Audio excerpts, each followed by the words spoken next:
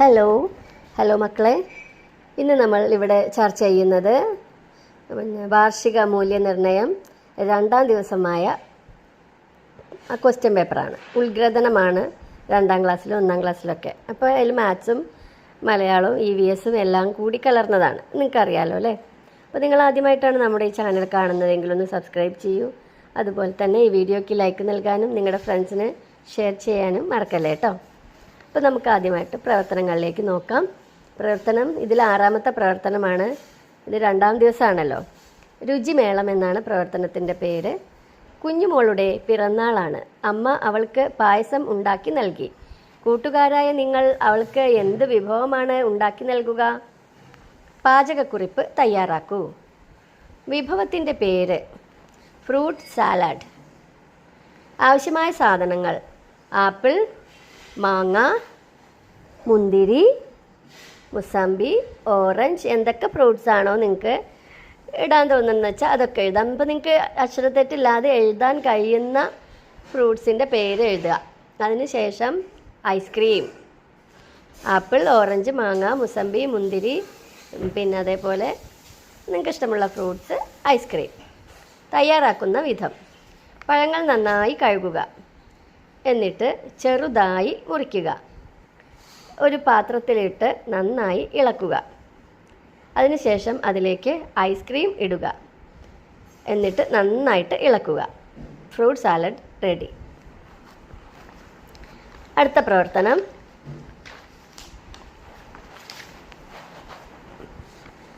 കുഞ്ഞുമോളുടെ പിറന്നാൾ.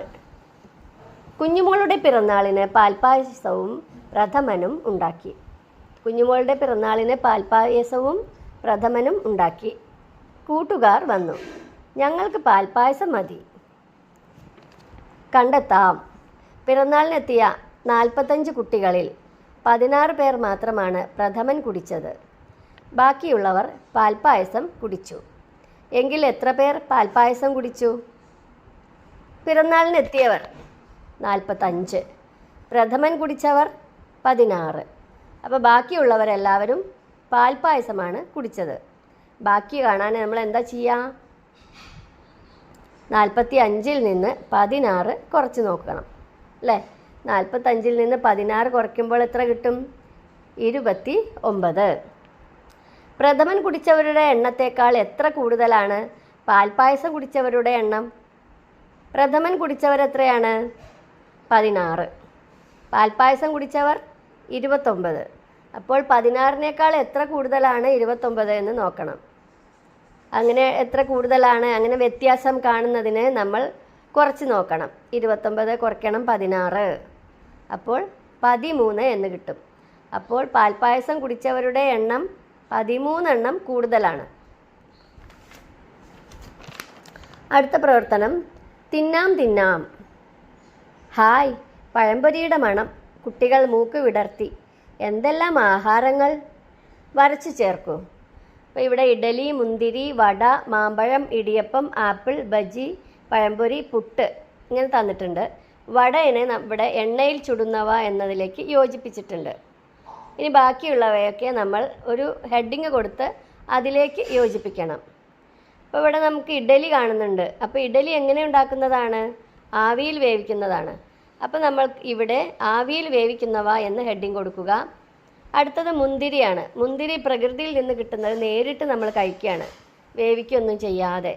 അപ്പോൾ പ്രകൃതിയിൽ നിന്ന് നേരിട്ട് കിട്ടുന്നവ എന്ന് എഴുതിയിട്ട് മുന്തിരിനെ അതിലേക്ക് യോജിപ്പിക്കുക. വട എണ്ണയിൽ ചുടുന്നവ എന്നതിലേക്ക് യോജിപ്പിച്ചിട്ടുണ്ട്. മാമ്പഴം പ്രകൃതിയിൽ നിന്ന് നേരിട്ട് കിട്ടുന്നവ, ഇടിയപ്പം ആവിയിൽ വേവിക്കുന്നവ, ആപ്പിൾ പ്രകൃതിയിൽ നിന്ന് കിട്ടുന്നവ, ബജി എണ്ണയിൽ ചുടുന്നവ, പഴംപൊരി എണ്ണയിൽ ചുടുന്നവ, പുട്ട് ആവിയിൽ വേവിക്കുന്നവ. ഇങ്ങനെ ഇതുപോലെ നമുക്കിത് വര കൊണ്ട് യോജിപ്പിക്കാം. അടുത്ത പ്രവർത്തനത്തിൽ വാഹനങ്ങൾ പലതരം. കുഞ്ഞുമോൾക്ക് സമ്മാനമായി കിട്ടിയ പുസ്തകത്തിലെ ഒരു പേജ് നോക്കൂ. ഇതിൽ യാത്രാ വാഹനങ്ങൾക്ക് നിറം നൽകൂ എന്നാണ് പറഞ്ഞിട്ടുള്ളത്. നമ്മൾ യാത്ര പോകുന്ന വാഹനങ്ങളെ മാത്രം നിറം കൊടുക്കുക. അപ്പോൾ നമുക്ക് ആദ്യം ഇതിനെയൊക്കെ ഒന്ന് ടിക്ക് ചെയ്ത് വെക്കാം. ഏതൊക്കെയാണ് നമ്മൾ യാത്ര പോകുന്ന വാഹനങ്ങൾ? കാർ, വിമാനം, തീവണ്ടി, തോണി, ബസ്, ഓട്ടോ, സ്കൂട്ടർ, സൈക്കിൾ. ഇത്രയും വാഹനങ്ങളെ നിറം കൊടുക്കാം. നിങ്ങൾ നിറം കൊടുക്കുമല്ലോ. അടുത്ത പ്രവർത്തനം, ഫയർ എഞ്ചിൻ്റെ നിറം എന്ത്? അതിൽ തന്നെ ബാക്കി വരുന്ന ചോദ്യമാണ്. ഫയർ എഞ്ചിൻ്റെ നിറം എന്ത്? ചുവപ്പ്. രോഗികളെയും അപകടത്തിൽപ്പെട്ടവരെയും ആശുപത്രിയിൽ എത്തിക്കുന്നതിന് പ്രത്യേക സൗകര്യങ്ങളോട് കൂടിയ വാഹനം ഏത്? ആംബുലൻസ്. ഇനി എഴുതാം. ഇന്ധനം ആവശ്യമില്ലാത്ത വാഹനങ്ങൾ: സൈക്കിൾ, തോണി, ഉന്തുവണ്ടി, കാളവണ്ടി. ഇതൊക്കെ ഇന്ധനം ആവശ്യമില്ലാത്ത വാഹനങ്ങളാണ്. സാധനങ്ങൾ കൊണ്ടുപോകുന്ന വാഹനങ്ങൾ: ഗുഡ്സ് ഓട്ടോ, ഗുഡ്സ് തീവണ്ടി, ലോറി, ഉന്തുവണ്ടി, കാളവണ്ടി, ടെമ്പോ ലോറി. ഇവയെല്ലാം സാധനങ്ങൾ കൊണ്ടുപോകുന്ന വാഹനങ്ങളാണ്. അപ്പോൾ ഇത്രയുമാണ് 2-ാം ദിവസത്തെ ഉദ്ഗ്രഥനം പ്രവർത്തനങ്ങൾ ഉള്ളത്. ക്വസ്റ്റ്യൻ പേപ്പർ എല്ലാവർക്കും മനസ്സിലായി എന്ന് വിചാരിക്കുന്നു. അപ്പോൾ അടുത്ത വീഡിയോയുമായി കാണാം. Thank you.